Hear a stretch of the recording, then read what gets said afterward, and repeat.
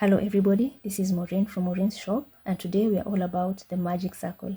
The magic circle is a crochet technique that is highly effective if you want to start your project without leaving a hole that is pronounced in the middle of it, like in this project over here. It's highly effective if you want to make amigurumi, if you want to make hearts without that hole, or even granny squares. Magic circle is sometimes referred to as a crochet magic loop or a magic ring or even a magic circle. All these terms mean the same thing. To start your magic circle, you're going to take your working yarn, you're going to loop it like that, making sure your thumb and your middle finger are holding the intersecting points over here. Then you're going to take your hook, insert it through the loop formed, and bring up the yarn. You're going to chain one to secure it. And one of the mistakes to avoid is not leaving enough yarn. So you have to make sure that the yarn tail that is left is long enough for you to be able to darn it in while you finish. So for this tutorial, I'm going to make 12 HTC so that you can see how the magic ring behaves as we go. So I'm just going to chain another one, and I'm going to make 12 HTC into this circle.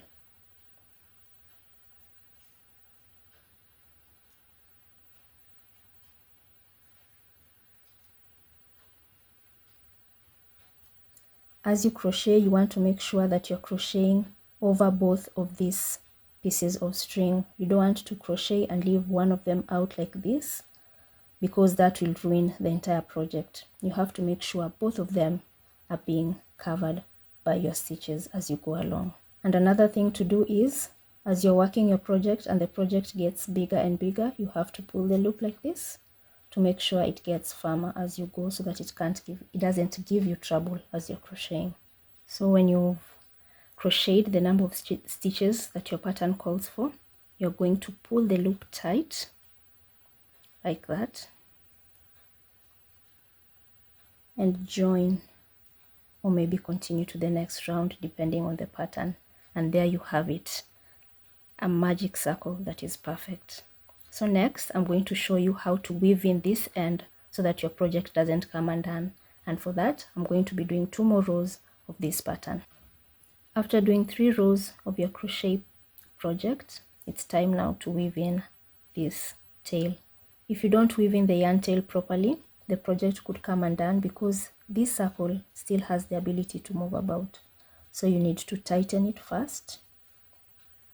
Make sure you've tightened it very well. And then you take your darning needle and thread in the yarn tail. So what you're going to do first, you can see that the direction the string moves in is this way.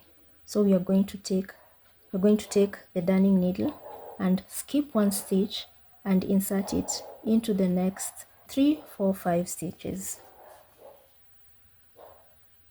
like that. Then we are going to go to the second row and insert it through 3 to 5 stitches again in the opposite direction and pull the yarn tail through. Then lastly, we are going to skip 1 stitch and insert the yarn and the darning needle through 3 to 5 stitches again and pull. Whatever is left of the tail can be woven in as well, or at this point you can just take your scissors and snip it off. And there you have it, how to make a magic circle and how to weave it in.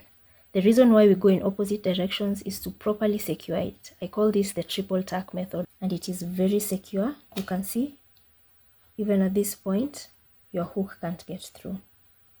What you just need to remember is that each tack should go in the opposite direction of the previous one, and always keep a stitch before each tack, and you do it just 3 times, which is enough.